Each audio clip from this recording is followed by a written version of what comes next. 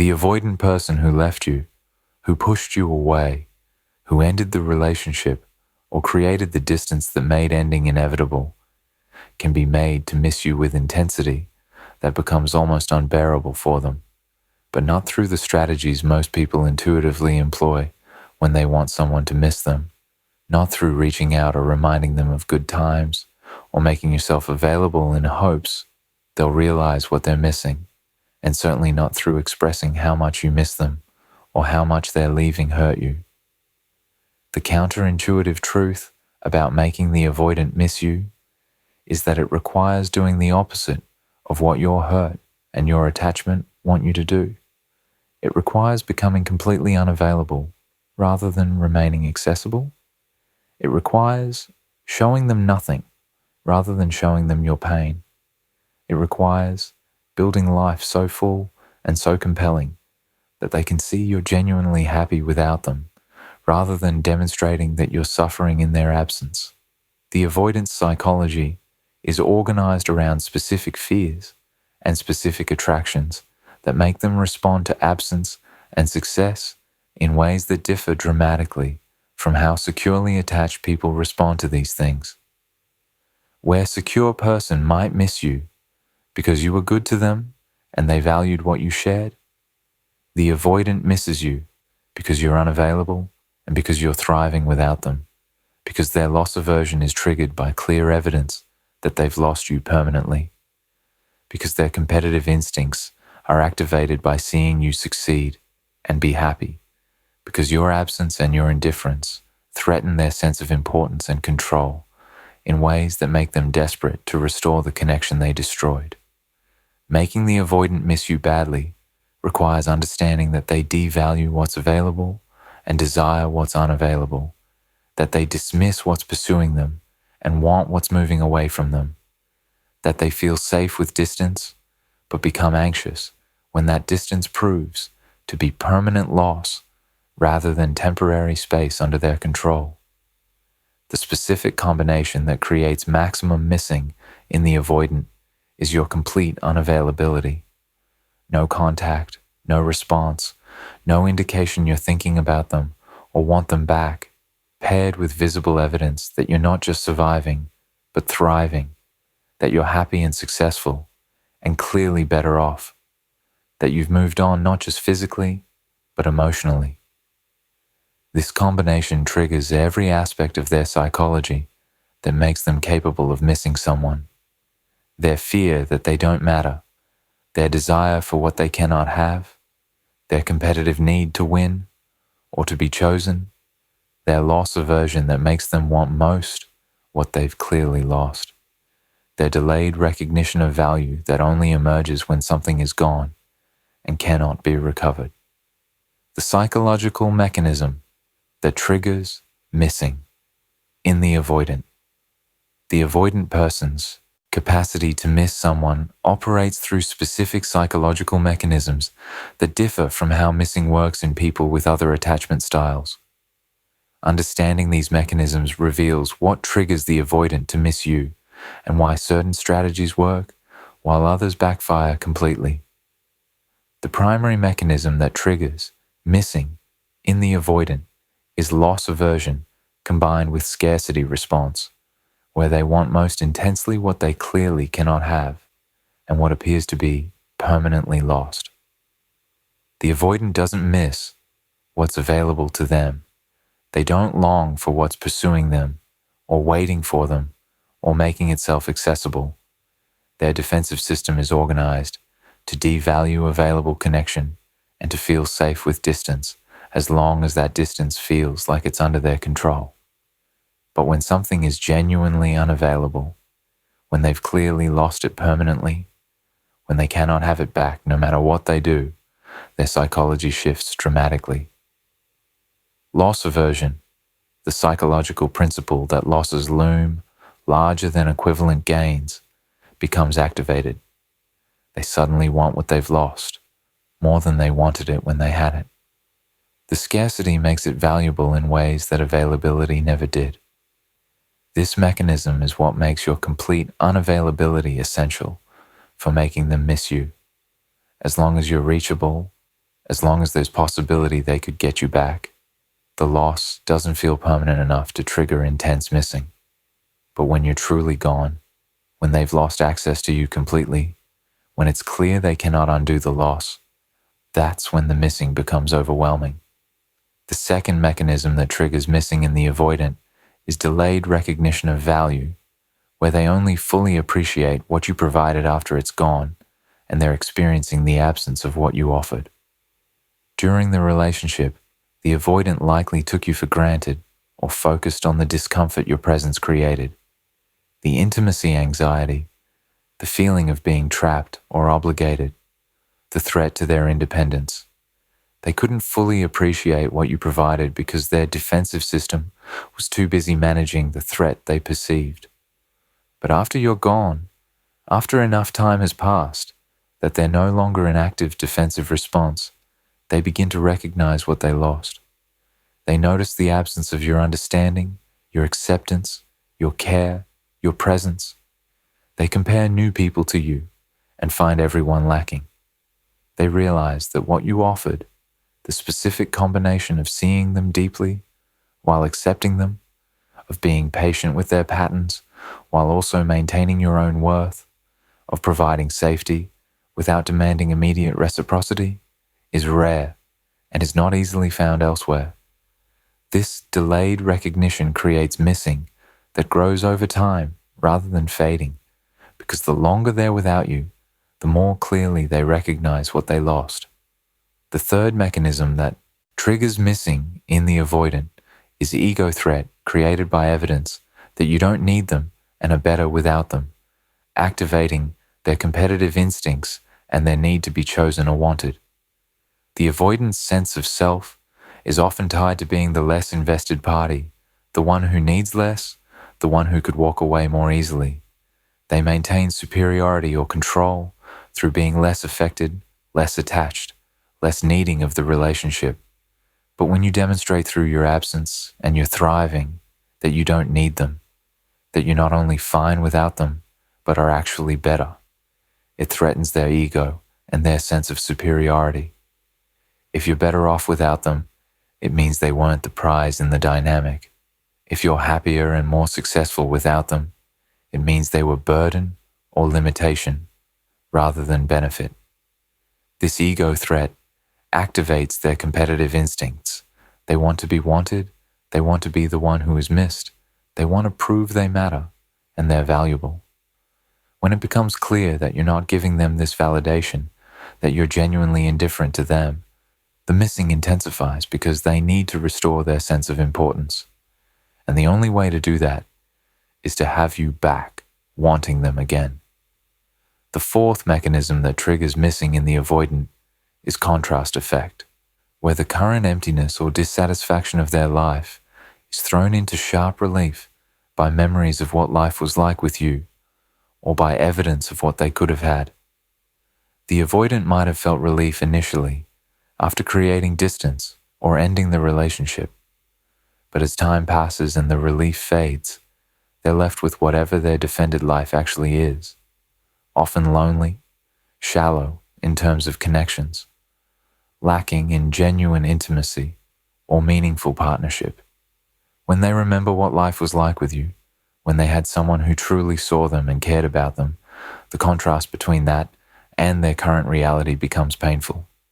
If they can also see evidence of what you're doing now, what your life looks like, the contrast is even sharper. They're alone and isolated, or dating people who don't compare to you, while you're surrounded by friends, pursuing goals, possibly with a new partner who clearly values you. This contrast creates missing by making their current reality feel inadequate compared to what they had with you, or compared to what they could have had if they'd been capable of sustaining the relationship.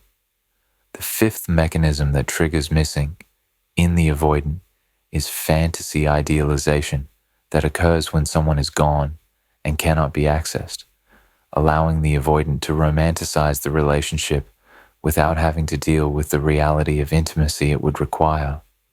When you're present and available, the avoidant has to manage the discomfort of actual intimacy, the threat of vulnerability, the anxiety that closeness creates. But when you're gone and unavailable, they can miss you and long for you without having to face these uncomfortable realities. They can remember the good times without remembering why they felt compelled to withdraw. They can idealize what you had without confronting their inability to sustain it.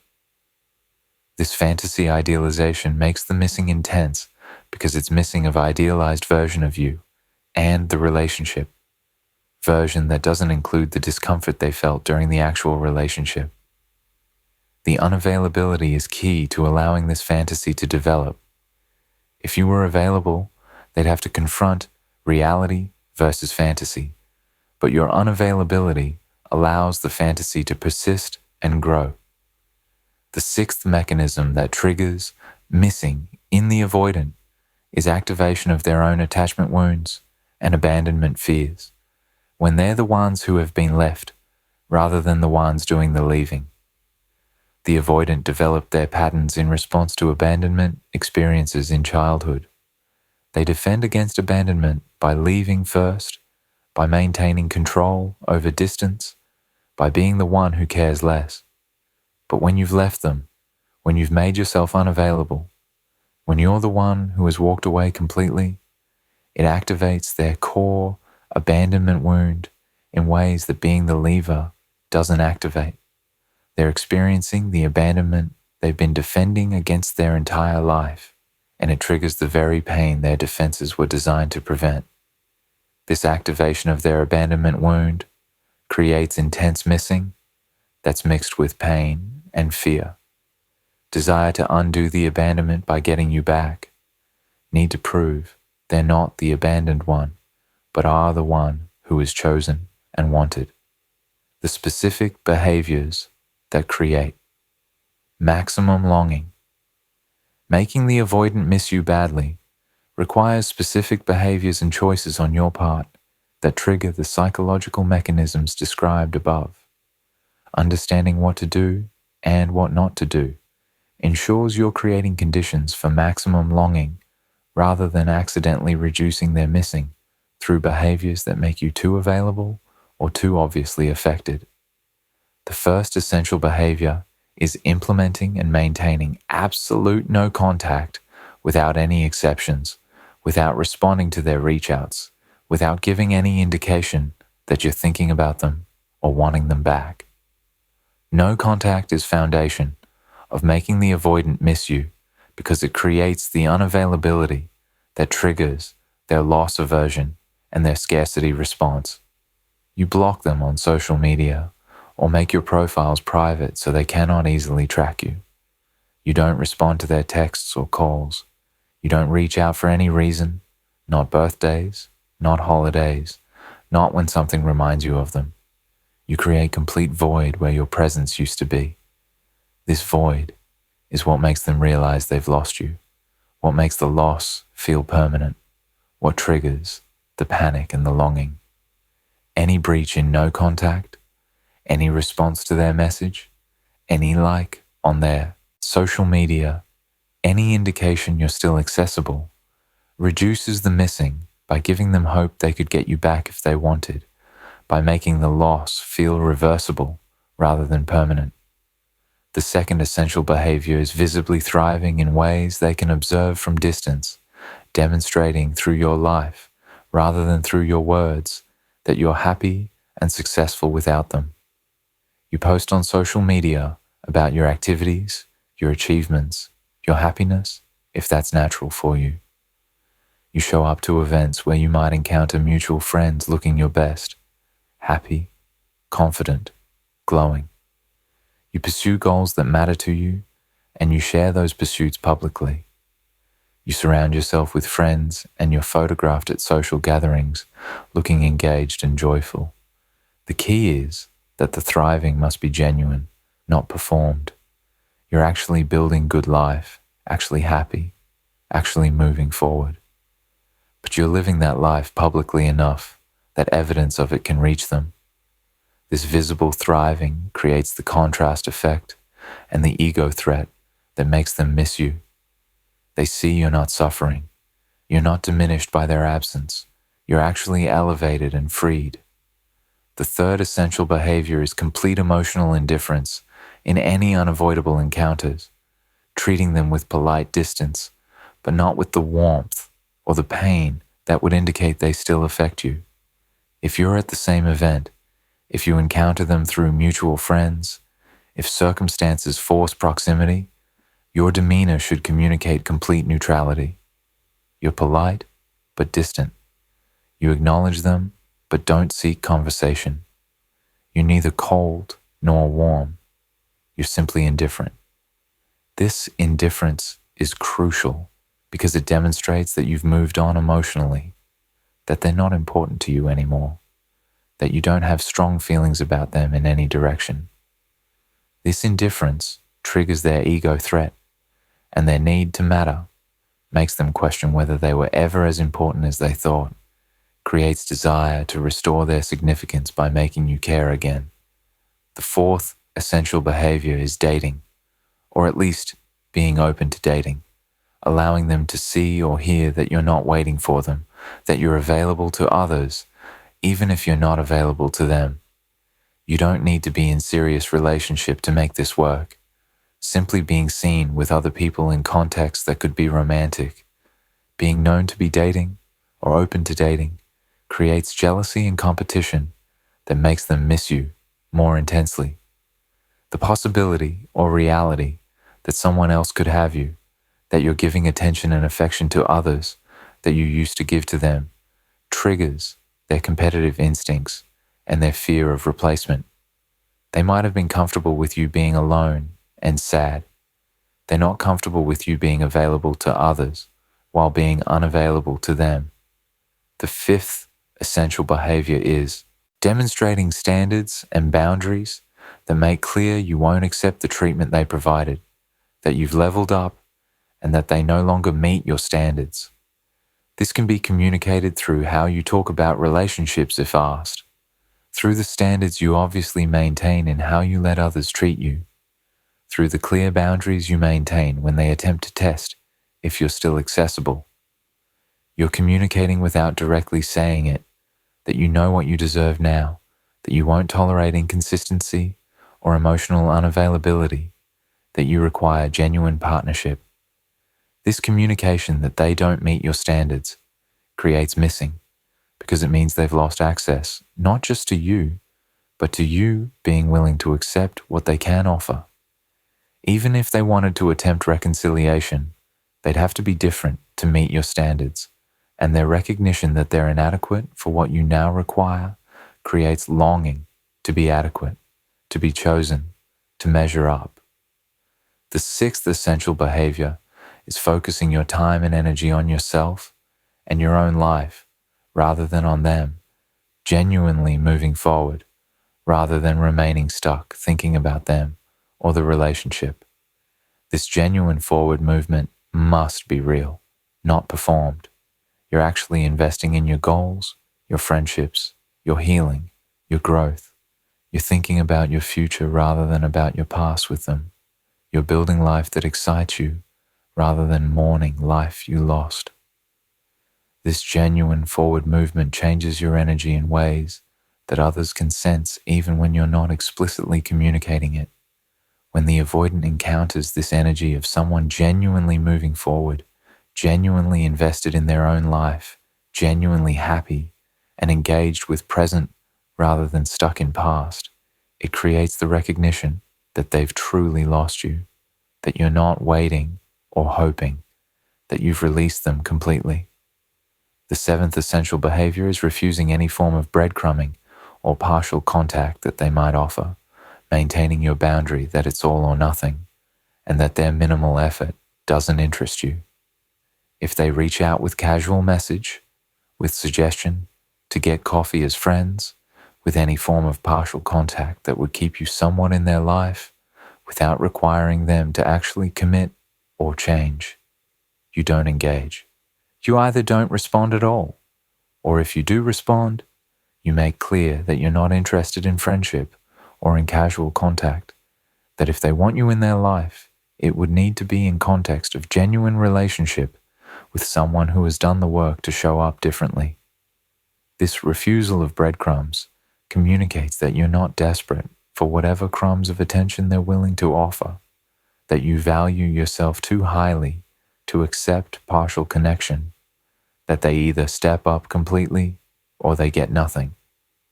This boundary creates missing because it eliminates the middle ground where they could maintain some access to you without having to fully commit or change.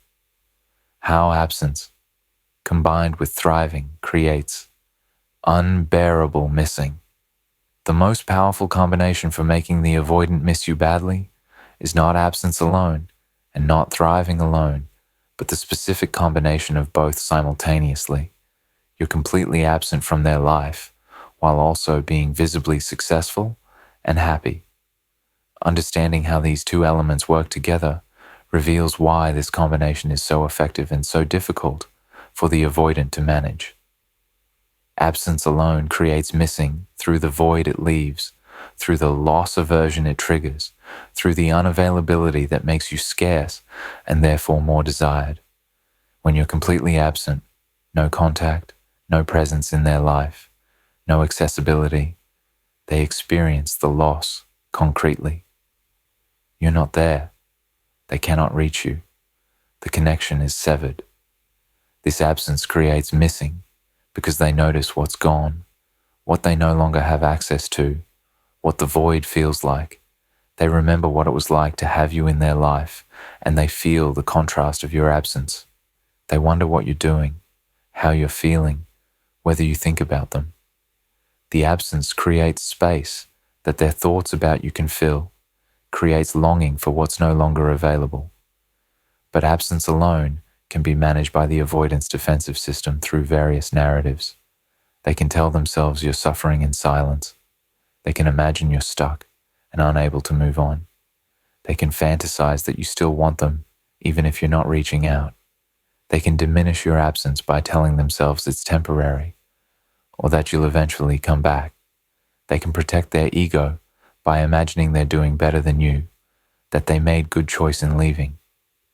These defensive narratives allow them to miss you without the missing becoming unbearable, allow them to long for you without having to confront the full reality of what they lost. Thriving alone, visible success and happiness, creates different form of missing.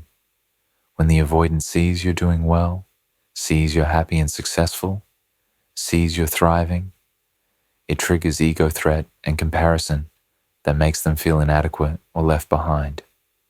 It proves you don't need them. It challenges their assumption that they were the prize or the more valuable party. It creates jealousy of your happiness and success. But if you're thriving while still being somewhat available, while still responding to them, while still showing interest in them, the ego threat is mitigated because they know they could have you if they wanted. The thriving doesn't create unbearable missing because the availability means the loss isn't permanent, means they haven't truly lost you. But when you combine absence and thriving, when you're completely unavailable and visibly happy and successful, the combination creates unbearable missing that the avoidant cannot manage through their usual defensive strategies. The absence proves they've lost you. The thriving proves you're better without them. The combination means they've permanently lost someone who is clearly valuable, who is clearly doing well, who is clearly not suffering or needing them. This combination destroys all the defensive narratives they might use to protect themselves. They cannot tell themselves you're suffering. The evidence shows you're thriving. They cannot tell themselves you need them. The evidence shows you're complete without them. They cannot tell themselves they made good choice. The evidence shows you're better off without them. They cannot tell themselves they could get you back if they wanted. The absence proves you're not available. The combination triggers every mechanism that creates missing in the avoidance simultaneously. Loss aversion is triggered by the absence showing they've clearly lost you. Delayed recognition of value is triggered by seeing you're thriving and recognizing what they lost. Ego threat is triggered by evidence you're better without them. contrast effect is triggered by comparing their life to your visible success. Fantasy idealization is enabled by the absence while being complicated by evidence that you're actually happy rather than pining for them. Abandonment wounds are activated by their recognition that they're the ones who are left, who lost something valuable, who are on the outside looking in at life you're living. The combination also creates specific form of psychological torture, where they want what they clearly cannot have, while also having to witness that what they cannot have is valuable and desirable. It's not just that you're unavailable, it's that you're unavailable while also being clearly worth having. It's not just that they lost you, it's that they lost you, and you're demonstrably better off without them. This combination of wanting what they cannot have and seeing that what they cannot have is genuinely valuable creates obsessive quality to the missing. They cannot stop thinking about you because they cannot resolve the situation. They cannot get you back because you're unavailable. They cannot dismiss you or minimize the loss because you're clearly thriving. They cannot protect their ego because the evidence undermines their defenses.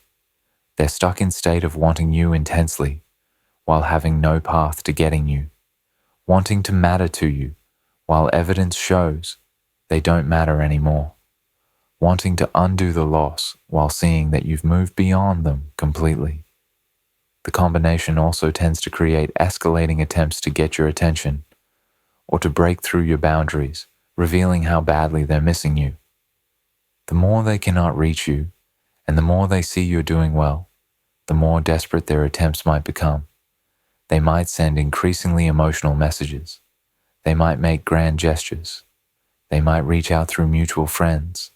They might show up where you are. These escalating attempts are evidence that the combination is working, that the missing has become unbearable, that they're struggling to manage the loss, and the evidence of your thriving. But the key is maintaining your boundaries through all of this, not being swayed by their attempts, not breaking your absence because they're suffering, not reducing your visible thriving to ease their pain. The combination only works if you maintain both elements regardless of their response. Why making them miss? You serves your healing first. The most important truth about making the avoidant miss you is that the strategies that make them miss you most intensely are the same strategies that serve your healing most effectively, meaning that prioritizing your own healing naturally creates the conditions that make them miss you badly. Understanding this alignment ensures you're approaching this from a healthy place rather than from a place of revenge or manipulation. Making them miss you serves your healing first because complete no contact is essential for your own emotional recovery and nervous system regulation, not just for creating their missing. You need no contact to disengage from them, to stop the cycle of hope and disappointment, to allow your attachment system to calm down, to create space for you to process what happened without ongoing reactivation of the wound. No contact protects your healing by removing source of dysregulation and ongoing hurt. The fact that no contact also makes them miss you is bonus, but the primary purpose is protecting yourself and allowing yourself to heal. If you maintain no contact for them to make them miss you, rather than for yourself, you're likely to break it when their missing becomes visible, defeating both purposes. But if you maintain it for yourself, for your healing, the missing they experience is simply natural consequence of your self-protection. Making them miss you serves your healing first because thriving, building good life, pursuing goals, finding happiness is what you should be doing for yourself, regardless of whether it affects them. Your life shouldn't stop because relationship ended. Your worth isn't determined by their inability to appreciate you. Your capacity for happiness doesn't depend on their presence. Building life you love, becoming person you want to be, pursuing what matters to you. All of this is healing work that serves you by giving you life worth living, by rebuilding your self-esteem, by proving to yourself that you're capable and valuable. The fact that you're thriving makes them miss you is simply natural consequence of you living well, not the reason to live well. If you're thriving primarily to make them jealous or to make them miss you, the thriving is hollow and is serving their impact rather than your well-being. But if you're thriving for yourself, their missing is just bonus.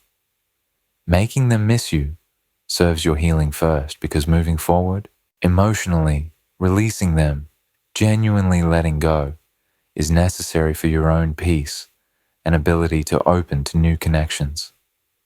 Staying emotionally attached to them, hoping for reconciliation, organizing your emotional life around them, keeps you stuck and prevents healing. But when you do the work to genuinely move forward, to release the attachment, to open yourself to new possibilities, you're freeing yourself from the prison of wanting someone who cannot show up for you. This forward movement is healing work. The fact that your genuine emotional release makes them miss you more, because it proves you've truly moved on, is consequence, not purpose. You're releasing them because holding on hurts you, because attachment to unavailable person prevents you from finding available love, because your healing requires letting go. Making them miss you serves your healing first, because maintaining standards and boundaries is essential for your self-respect and for ensuring you don't repeat pattern of accepting insufficient love. After relationship with avoidant, you need to rebuild your standards, to remember what you deserve, to establish boundaries that protect you from accepting breadcrumbs or inconsistency. This boundary work is healing work that ensures your next relationship is healthier than your last. The fact that your clear standards and boundaries make them miss you because they realize they don't meet your standards and cannot access you easily is natural consequence of you valuing yourself appropriately. You're not establishing standards to make them miss you. You're establishing standards because you deserve better and you're committed to not settling for less. Making them miss you serves your healing first, because the confidence and self-worth you develop through healing makes you genuinely attractive and desirable, not just to them but to healthy partners. The work you do to heal, to grow, to become confident in your worth transforms you in ways that make you magnetic. You carry yourself differently. You have different energy. You show up in the world as someone who knows their value and won't accept mistreatment. This transformation serves you by making you attractive to people who are capable of healthy relationship, who can appreciate you and reciprocate what you offer. The fact that this transformation also makes the avoidant miss you badly because they see what they lost and recognize you're now even more desirable than you were before is simply natural consequence of you becoming your best self. You're not becoming your best self to make them miss you. You're becoming your best self because you deserve to live as empowered, confident, valuable person. The key to maintaining healthy relationship with making them miss you is recognizing that their missing you is not your goal and is not sufficient reason to take them back. You can acknowledge that they miss you, can recognize that your absence and thriving have created impact without that recognition changing your boundaries or your forward movement. They're missing you doesn't mean they've changed. It doesn't mean they're capable of healthy relationship with you. It doesn't mean you should give them another chance. They're missing you is simply their emotional experience of losing someone valuable through their own patterns.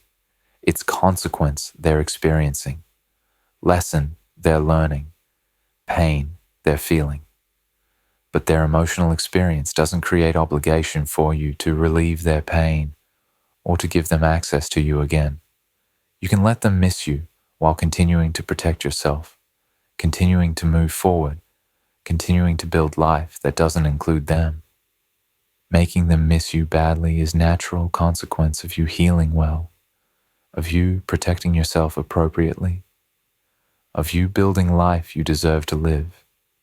You don't have to do anything specifically to make them miss you, beyond doing what serves your own healing and growth. Complete no contact protects your healing and makes them miss you. Visible thriving serves your happiness and makes them miss you. Emotional release serves your peace and makes them miss you. Clear standards serve your self-respect and make them miss you. Every healthy choice you make for yourself naturally creates conditions that make them miss you badly, because healthy choices make you unavailable, make you thrive, make you clearly valuable, make you someone they cannot have, but can see was worth having.